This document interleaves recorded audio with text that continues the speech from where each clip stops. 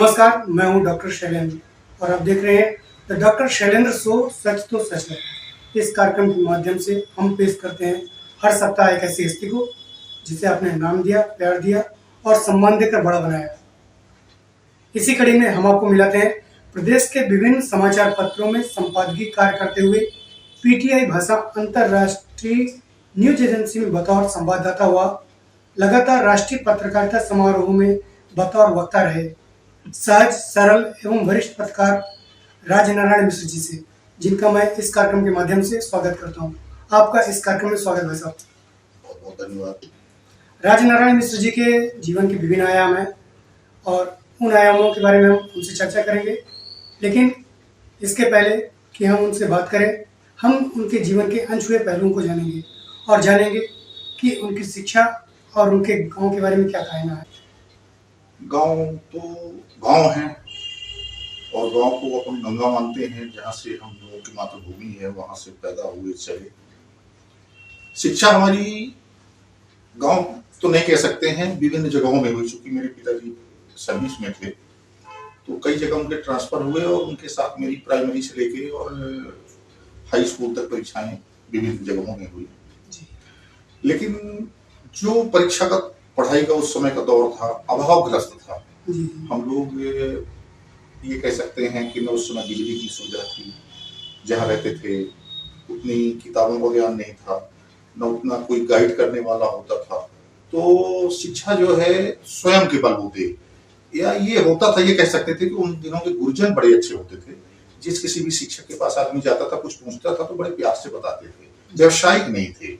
ये सबसे बड़ी उपलब्धि थी कि उन दिनों के शिक्षक व्यवसायिक नहीं थे, एक्चुअल गुरुजन थे। तो बच्चों को प्यार देके बताते थे जो कुछ पूछता था। क्योंकि अब टेक्नोलॉजी कुछ नहीं थी, शिक्षा की पद्धति पुरानी थी, सब कुछ किताबी था और ये कहना चाहिए कि सब कुछ अधूरा अधूरा था, पिछड़ा था। जो आज फास्ट लाइफ है वो नहीं थी। ये सबसे बड़ी थी। पढ़ाई के मामले में ये था कि जो मास्टर पढ़ाता था वो पूरे ध्यान से बच्चों को पढ़ाते थे और ये सोचते थे कि हमारा छात्र जो है ये आगे बढ़े, और उसी में वो गौरव महसूस करते थे। उस समय की शिक्षा में और अब की शिक्षा में थोड़ा परिवर्तन तो है। अब पूरी टेक्नोलॉजी बड़ी पढ़ाइयाँ हैं, पूरी कंपटीशन की पढ़ाइयाँ हैं। उस समय उतने आदमी के पास पैसे भी नहीं होते थे, पेरेंट्स की स्थिति भी नहीं होती थी, तो कभी आदमी मांग के इधर उधर से सहयोग लेके और किसी साथी सहपाठी से अपन चर्चा करके ऐसे अध्ययन करता था आदमी, और उसी दौर से पढ़ के आदमी इस मुकाम तक पहुंचा है। और ये लगता है कि शायद वो पढ़ाई हम लोगों की बड़ी मजबूत पढ़ाई थी, दिखावटी पढ़ाई नहीं थी। और जो भी आज ज्ञान है, सबसे बड़ा पढ़ाई में आप देखिए तो सबसे बड़ा आज हिंदी में वर्णमाला का जो है अभाव है। जितने भी ये लेटेस्ट मीडिया के लाइन में लोग आ गए हों, चाहे जिन विधाओं में आ गए हों, वर्णमाला और हिंदी के शब्दों का बड़ा अनुभवहीनता लगता है। आप इंग्लिश के शब्दों का तो उपयोग कर सकते हैं, स्पेलिंग मिस्टेक चल सकती है, लेकिन हिंदी एक ऐसे टिपिकल सब्जेक्ट है कि जितनी ही सरल है उतनी ही कठिन है। इसके वर्णमाला, इसके व्याकरण, इसकी शब्दावली, इसके स्वर व्यंजन बहुत कठिन है। और उन दिनों के मास्टर जो होते थे वो इमला लिखवा के हम लोगों को अभ्यास करवाते थे, तो हिंदी सुधरी है, इसका सबसे बड़ा कारण है।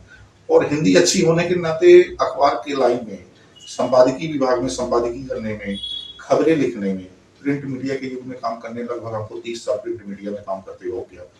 तो कभी ऐसा नहीं लगा कि हम कहीं किसी बड़े अपने सीनियर के पीछे फेल होते थे। फेल होने का अवसर नहीं मिला। आपकी पारिवारिक पृष्ठभूमि? पारिवारिक पृष्ठभूमि बताया ना कि मेरे पिताजी छोटे से पोस्ट ऑफिस में कर्मचारी थे, बाबू थे। फिर वो रिटायरमेंट तो सहायक अधीक्षक के पद से हुए। और हमारे 6 भाइयों का परिवार था और हम दूसरे नंबर के थे। और माली स्थिति इतनी अच्छी नहीं थी। कृषि और छोटे से पिताजी के वेतन से हम लोगों की शिक्षा दीक्षा, परिवार का पालन पोषण हुआ। ऐसा कोई ग्राउंड नहीं था जिससे हम लोग अपने को ये मान के चले कि बहुत भरपूर था, ऐसा कुछ नहीं था। अभाव की जीवन से हम लोग आगे बढ़े और लगभग वो अभाव जो था वो एक खरे सोने की तरफ तराशा हुआ जीवन था। ये तपा करके सोना बना के, सोना माने तपा कर, चूंकि जितना अभाव से अपनी दो चीजें होती हैं, या तो अभाव से आप अच्छे निकल जाओगे या तो गलत दिशा में चले जाओगे। तो चूंकि घर का अनुशासन और वातावरण जो था वो टाइट था, तो अपन भटके नहीं ये एक सही दिशा में एक ही। अच्छा हुआ कि बहुत, ये नहीं मान सकते कि बहुत अच्छी जगह में गए, लेकिन जहां आज हैं जी और काम कर रहे हैं और जितना अच्छा काम करने को और जितना लोगों को प्यार मिला, तो लायक सकता है कि अगर हम छोटी सी किसी नौकरी में होते तो उतना इसमें न मिलता और न उतनी दूरी मिलती जितनी हम लोगों को हासिल हुई। सबसे बड़ी उपलब्धि तो ये हुई। आपकी शिक्षा का दौर शुरू हुआ और आपने बताया कि काफी अभावग्रस्त था, तो आपको काफी संघर्ष भी करना पड़ा। क्या उन संघर्ष के दिनों को याद करना चाहेंगे? निश्चित रूप से उन संघर्षों को ही याद करके आज भी हम चल रहे हैं। अपने बीते हुए दिनों को हमने कभी भूला नहीं है और जब भी अपने इस फील्ड में काम करते हैं तो वो हमारा अभाव ही हमको एक अच्छी दिशा देता है। क्योंकि जब हम काम करते हैं तो समाज के दबे कुचले पिछड़े और पीड़ित व्यक्ति के लिए हमारी जो है निष्ठा जाती है, किसी पूंजीपति और किसी उसके पीछे नहीं दौड़ती है। तो उसका हमारा वो अभाव ही हमारी एक शिक्षा है और वो हमेशा 24 घंटे हमको याद रहती है, वो कभी भी भूलती नहीं है। इसलिए हमको जो है काम करने में सरलता महसूस होती है, गरीबी क्या होती है और किसी का दर्द क्या होता है वो मुझे वाकिफ है।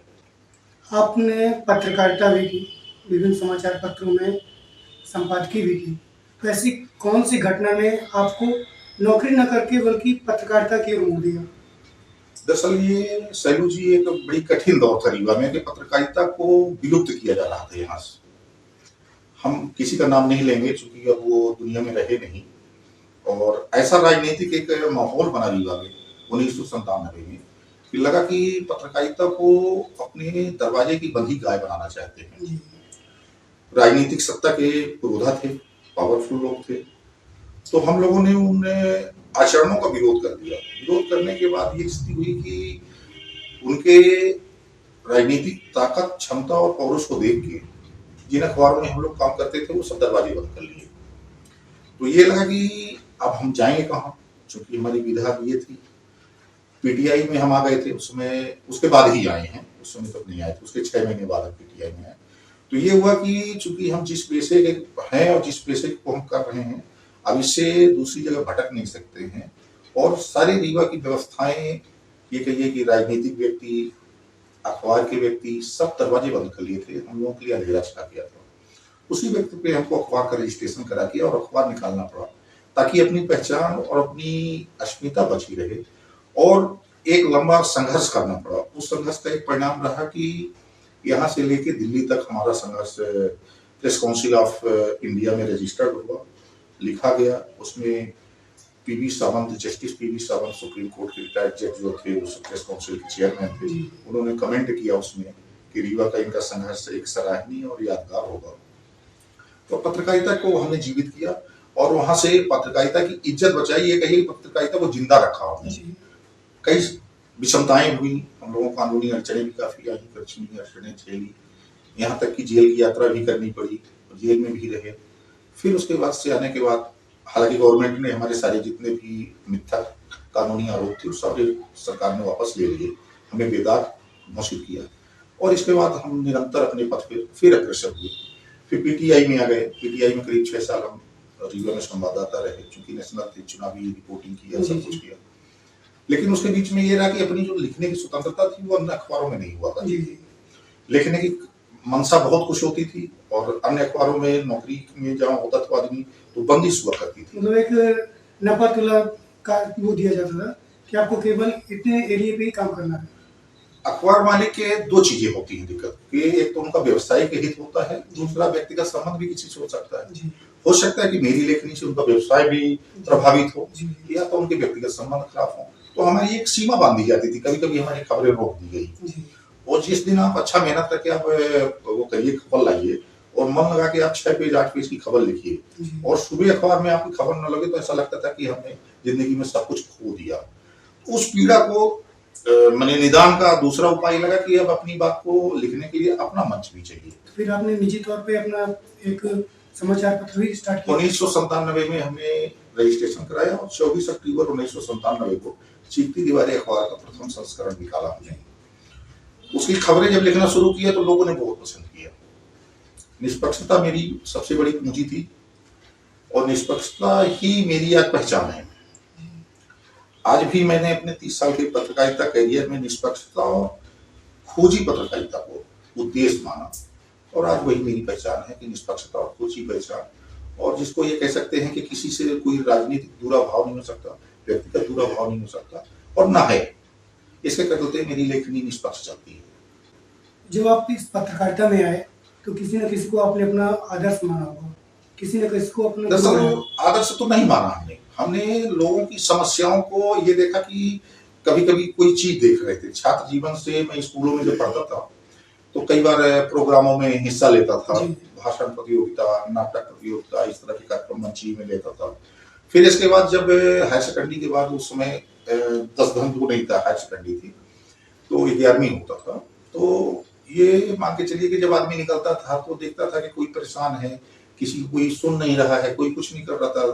तो धीरे धीरे दिमाग में एक बात आई कि सुना कि अखबारों में अगर कोई चीज छप जाती है तो निराकरण होता है। जी जी।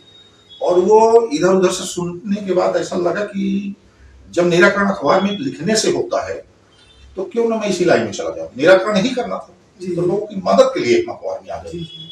और हो गया, कदम इतना आगे बढ़ गया कि अपन अगर चाहते भी कि कहीं चपरासी हो जाते, बाबू हो जाते, पटवारी हो जाते, तो संयोग नहीं बना। और इस विधा में आने के बाद इतना सम्मान मिला, जब अपनी क्या है, किसी से कोई दुर्भावना नहीं थी और किसी से कोई लालच नहीं थी। तो लालच और दुर्भावना जब दोनों नहीं थी तो अपन प्रगति की पथ पर चले। जी। तो अपना एक पावदान बढ़ता चला गया, तो यहाँ से लेके भोपाल तक, भोपाल से फिर लेके मध्य प्रदेश के अन्य जिलों में।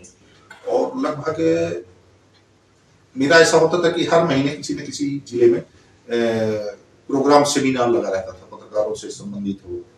फिर मुझे जब प्रशिक्षण मैंने माखनलाल चतुर्वेदी पत्रकारिता विश्वविद्यालय में पहले बैच 1993 में मैंने आंचलिक पत्रकारिता में डिप्लोमा किया।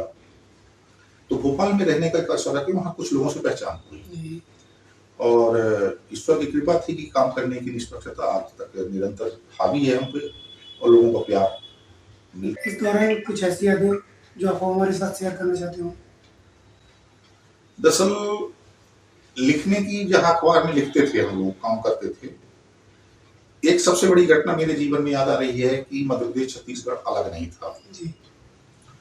तो एक बलिराम कश्यप विधायक हुआ करते थे, छत्तीसगढ़ बिलासपुर के कहीं के थे। हम नए नए पत्रकार थे, मतलब ये विभाजन के पूर्व की बात है, और हम भोपाल में थे।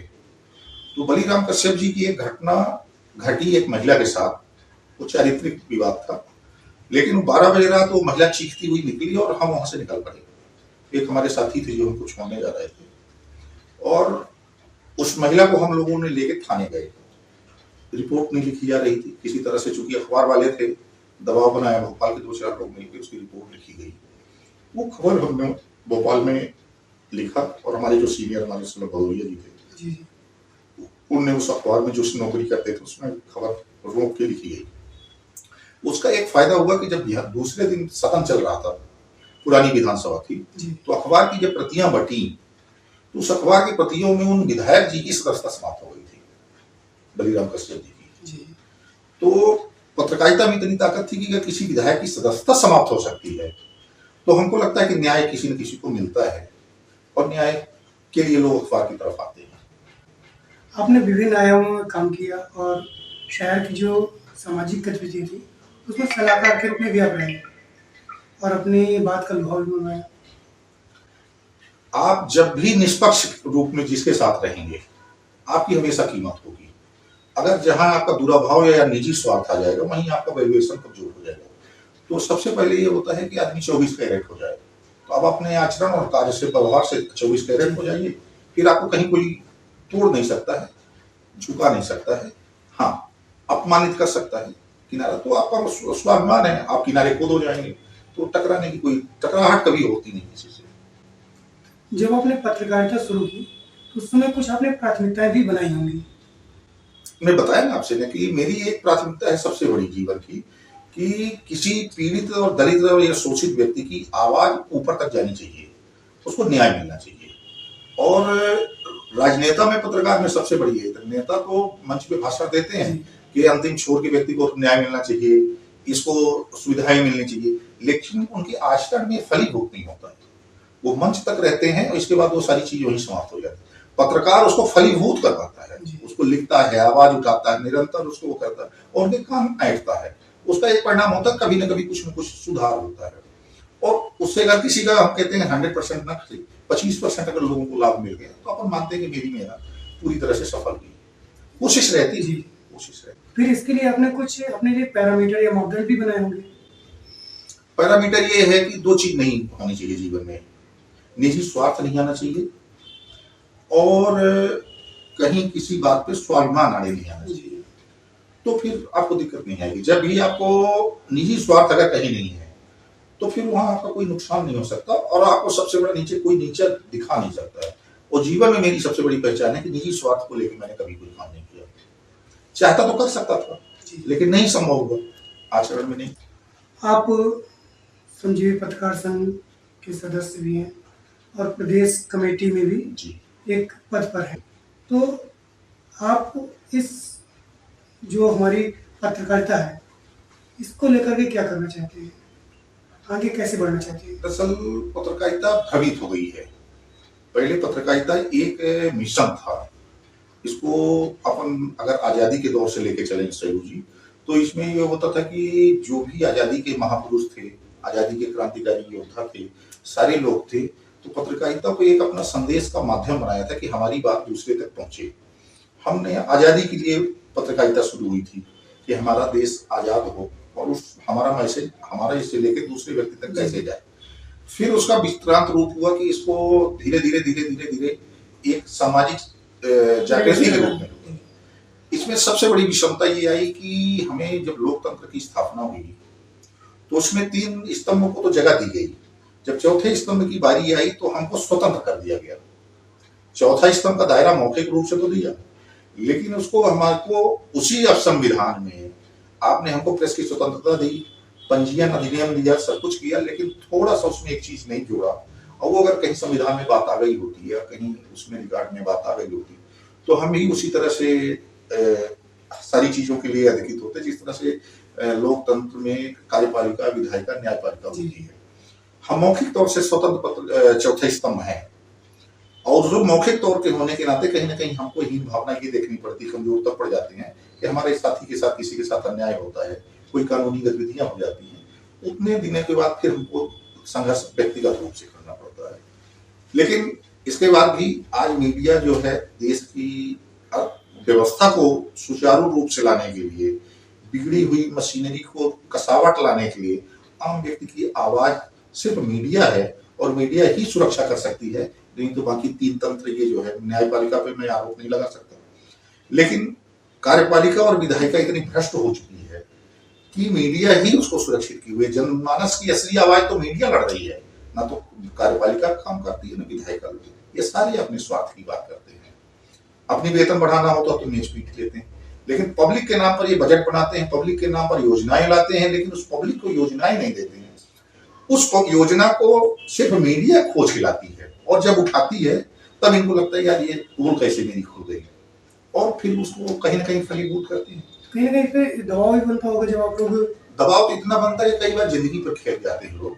क्या होता है कि विधायिका और कार्यपालिका दोनों इतने एक काकस है, गिरोह है इनका, और विधायिका बिना कार्यपालिका के सहयोग के भ्रष्टाचार नहीं कर सकती और भ्रष्टाचार कार्यपालिका के बिना विधायिका नहीं कर सकती। दोनों एक दूसरे के अंग हैं।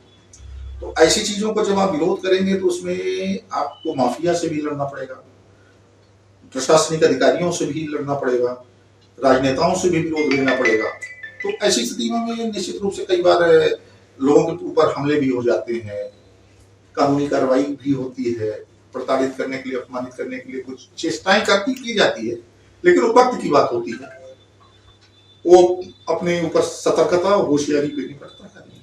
जब ऐसी परिस्थितियां आती हैं तो जो हमारा पत्रकार संघ है, देखिए मैं 1993 से मध्य प्रदेश संजीव पत्रकार संघ में हूँ। मध्य प्रदेश का सबसे बड़ा संगठन है पत्रकारों का, और इस यूनियन ने निश्चित पत्रकारों की कई मांगे लड़ाई लड़ी और जीते भी हुई है। तो एक समूह तो मध्य प्रदेश में हमारा 10,000 लोगों की स्ट्रेंथ का है। इस सरकार के सामने हम अपनी बात, अगर हमारा कोई साथ नहीं देता है, अखबार मालिक नहीं देता है, नेता नहीं देते हैं, कोई व्यवस्था नहीं देती, तो हम अपने संगठन के साथ उस बात को आप उठाते हैं और अपने साथियों की सुरक्षा के लिए, अपनी बातें रखवाने के लिए, और बहुत सारी चीजें अब सरकार हमारी मांगों को मानने लगी है। उपलब्धियां भी हैं और सरलता भी लागू हुई है, लेकिन राजनेता अभी भी ये नहीं चाहते कि मीडिया जो है ताकतवर हो। और न तो कार्यपालिका चाहती है, क्योंकि दोनों के उसमें दखलंदाजी मीडिया को पसंद नहीं है, और मीडिया उनको जब दखलंदाजी देगा तो नुकसान होगा। इसलिए मीडिया को हेय की दृष्टि से देखा जाता है कभी कभी, ये सबसे बड़ी दिक्कत होती है। पत्रकार एक समाज सेवी कहा जा सकता है कि पत्रकार से ज्यादा समाज सेवी कोई नहीं है, ये कोई अतिशयोक्ति नहीं होगी। तो आप एक समाज सेवी के रूप में भविष्य की क्या योजनाएं देखते हैं? दरअसल पत्रकार जो है निष्पक्ष और उसको क्या कहिए आप, बिना किसी लाग लपेट लालच के काम करता है, लेकिन बाकी हर व्यक्ति अर्थ से जुड़ा काम करता है। तो पत्रकार तो निस्संदेह जो है ये कहिए कि बिना किसी लालच के, बिना किसी स्वार्थ के काम करता है।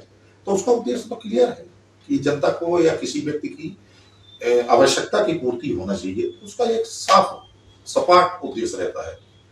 लेकिन अगर लोगों का उसमें सीधा निजी लाभ जुड़ा होता है, तो निजी लाभ जहां से जुड़ा रहता है तो वो नुकसान पहुंचाते हैं, मीडिया उस पर कुठाराघात करती है, हमला करती है, ये सबसे बड़ी बात है। वर्तमान की पत्रकारिता पर आप क्या कहना चाहेंगे? थोड़ा सा गिरावट आई है। एक तो सबसे बड़ा क्या है कि पत्रकारिता में अब लोग वो प्रशिक्षण प्राप्त करके या कोर्स करके कम आ रहे हैं, सिफारिश के दौर से, या ये जो आप कहते हैं इलेक्ट्रॉनिक मीडिया या कहीं सिफारिश में, और या कहीं अब कई उसकी वो हो सकती हैं कि सिक्योरिटी जमा करके या कैसे भी लोग उसको लेके आ जाते हैं। तो उसका एक तो बड़ा एजुकेशन उनका कमजोर रहता है। फिर किसी चीज का अगर आपको प्रैक्टिकली ज्ञान नहीं है तो अनावश्यक किसी चीज को इंटरफेरेंस, तो ये कह सकते हैं कि थोड़ा सा गिरावट आई है, आचरणहीनता भी आई है, और उसकी वजह से इस मिशन पे जो प्रश्न चिन्ह लगना शुरू हो गया है वो छिपाया नहीं जा सकता, वाजिब है। लोगों के आचरण से निजी स्वार्थ की बातें भी आने लगी हैं, तो अब ये नहीं कह सकते कि अब काबुल में गधे नहीं है। तो अपने संघ के माध्यम से आप भविष्य में ऐसी कौन सी योजनाएं लाना चाहते हैं? हमारी एक जीत हुई है, हमने मध्य प्रदेश में, हालांकि अधिमानी पत्रकारों को ही सरकार प्रमुख पत्रकार मानती है जो उसकी सूची में होते हैं, तो पिछले 10 सालों से लड़ते लड़ते हमारी मांग हुई है पत्रकारों को श्रद्धा निधि के रूप में पेंशन योजना लागू हुई है कि अधिमान्य पत्रकारों को 62 साल के बाद एक श्रद्धा निधि 8,000 10,000 जो भी शासन ने स्वीकृत किया है उसको यथाशक्ति बढ़ा भी सकती है, वो हम लोगों की लड़ाई के ऊपर है और सरकार की उदारता पर है। इसमें एक मेरी मांग है, लगभग हमको लगता है कि मैं उसमें सफलता पाऊंगा, कि सरकारी कर्मचारी में जैसे पुरुष अगर सेवा में है वो दिवंगत हो जाता है तो उसकी धर्मपत्नी को पेंशन मिलती है। अनुकंपा नियुक्ति की जो अनुकंपा नियुक्ति नहीं, उसको पेंशन जो जीविका होती है, क्योंकि इसमें नियुक्ति तो होती नहीं है। तो इसमें क्या है कि जो श्रद्धा निधि हमको रिटायरमेंट होने के बाद 62 साल के बाद जो मिलती है, मान लीजिए मेरे दिवंगत हो गया मैं, तो मेरी वो श्रद्धा निधि मेरे परिवार को मिलनी चाहिए, स्पाउस को मिलना चाहिए, परिवार को मिलना चाहिए। सरकारी कर्मचारी को जो रूलिंग है उस रूलिंग की मैं लड़ाई लड़ रहा हूँ। लगभग मेरा ज्ञापन और सारी चीजें हैं, सरकार मानने की स्थिति में भी पहुंच गई है और ये बात माना है कि जायज बात आप कर रहे हैं। तो अगर ये हो जाती तो एक बहुत बड़ी उपलब्धि हो जाती है कि पत्रकार के दिवंगत होने के बाद अधिमान्य पत्रकारों को, उनकी धर्मपत्नी को या परिवार के व्यक्ति को वो आधी पेंशन मिलना शुरू हो जाएगी। तो कम से कम ज्यादा नहीं होगा तो जीविकोपार्जन तो हो ही जाएगा और इसमें लगभग उपलब्धि मिलेगी। अब सरकार के ऊपर है, सरकार के लोग बड़ी मोटी चौड़ी के होते हैं। अच्छा, जैसे आपने अभी बताया कि अधिमान्य पत्रकार, तो ये जो अधिमान्य पत्रकार है इसका क्राइटेरिया क्या होता है, कौन से लोग आते हैं? दरअसल इसके जिस तरह से गवर्नमेंट का अपॉइंटमेंट होता है, अधिमान्य पत्रकारिता सेम टू गवर्नमेंट अपॉइंटमेंट है। इसका विज्ञापन जरूर नहीं निकलता है, लेकिन एक कमेटी बनती है, पत्रकारों की ही कमेटी रहती है। तो उसमें 5 पत्रकार होते हैं और 2 जनसंपर्क के अधिकारी होते हैं। तो इनका फॉर्म जमा होता है, बाकायदे ये होता है, इसमें कोई आपराधिक प्रक्रिया नहीं होनी चाहिए, पुलिस वेरिफिकेशन होता है। इसमें सबसे बड़ा रहता है वेतन जरूर नहीं है, वेतन संस्थान से मिलती है और इसके बाद कमेटी उसको पास करती है, बैठक 3 महीने 6 महीने 8 महीने में होती है, फिर वो भोपाल से जो है स्वीकृत होता है। जब स्वीकृत हो जाता तो ये माना जाता है कि ये एक तरह से सर्टिफाइड व्यक्ति पत्रकार हो गया, सरकार का पत्रकार हो जाता है वो अधिमान्य होने के बाद। तो सरकार उसमें कुछ सुविधाएं भी वही बताया ना, जो ग्रांट को देना चाहती है उसको फिर लाभार्थी हो सकता है। लाभार्थी सरकार की जो नाम है उसको पाने का हकदार एक्चुअल अधिमान्य पत्रकार ही होता है। और हमारी लड़ाई में एक सही नियम में शिथिलीकरण हुआ है कि रीवा में जहां 2-3 अधिमान्य पत्रकार बड़े मुश्किल से होते हैं, आज वर्तमान स्थिति में हम ये नहीं कहते कि हमारे संगठन से लोग जुड़े हुए हैं, लेकिन है तो पत्रकार, तो लगभग रीवा में 50 के ऊपर अधिमानी पहुंच गए हैं। और नहीं तो पहले 2-3-4 मालिकान होते थे। तो उस विधा को हमने तोड़ा है कि जो एक्चुअल पत्रकार है, लिखने वाला हो, फील्ड में काम करने वाला पत्रकार वो है, मालिक पत्रकार नहीं होता है, मालिक तो सेठ है। तो उसको तोड़ा है हमने, तो लागू हुआ है कि नीचे से तहसील स्तर तक अधिमान्यता मिलना शुरू हुई। और ये हमारे संगठन की उपलब्धि है, हम लोगों की लड़ाई की उपलब्धि है सरकार में। हमारे जो दर्शक आज आपको देख रहे हैं और सुन रहे हैं, इनके लिए आपका क्या संदेश है? मैं तो डॉक्टर शैलेंद्र की ये सच तो सच है शो को में शामिल होकर मैं आपको बधाई दूंगा कि बहुत ही अच्छा आपने काम किया। और इतने दिनों तक अभी हम इंटरव्यू ले रहे थे, आज मुझे इंटरव्यू देने का आपको अवसर मिला, तो मेरा मेंटर हो रहा था। एक गौरव की बात तो ये है कि मैं भी आज वक्ता के रूप में हूँ और आपका गेस्ट हूँ। और जनमानस से या मीडिया के लोगों से मेरी रिक्वेस्ट है कि आप इस मिशन की पवित्रता को बनाए रखिए। ये बहुत पवित्र और संघर्ष के बाद एक मिशन मिला। हमारे गणेश शंकर विद्यार्थी, माखनलाल चतुर्वेदी, माने कितने पत्रकारों ने शहादत दी है इसकी आजादी की। ये भी एक आजादी की लड़ाई के बाद मिली है। और इसका जो गरिमा है पत्रकारिता की, उसको कायम रखने के लिए निजी स्वार्थ को आगे न लाएं, निजी स्वार्थ को आगे न लाएं, इसकी गरिमा को, इसके सम्मान को। और पत्रकारिता एक ऐसा क्रीम मंच है कि आप किसी के भी दिल में रह सकते हैं, सिर्फ आपका निजी स्वार्थ भर नहीं होना चाहिए। सबसे बड़ा संदेश है कि इसकी गरिमा, इसकी पवित्रता को बनाए रखें, यही मेरा सबसे बड़ा पवित्र है। और समाज तो हमें अपने बाहों में रखती है, गोद में रखती है। समाज के तो हम गोद में रहते हैं, दूर करती नहीं है। किसी भी कार्यक्रम में आप ले लीजिए, मीडिया की सबसे पहले कुर्सी सुरक्षित रहती है। तो ये तो हम मानते हैं कि समाज हमको प्राथमिकता देती है, तो समाज में तो कोई आरोप है ही नहीं है।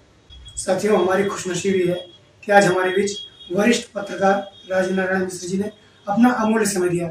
इसके लिए हम आप सभी की ओर से उनको बहुत बहुत धन्यवाद देते हैं। हम आभारी हैं कि इसी तरह आप अवसर देते रहिए।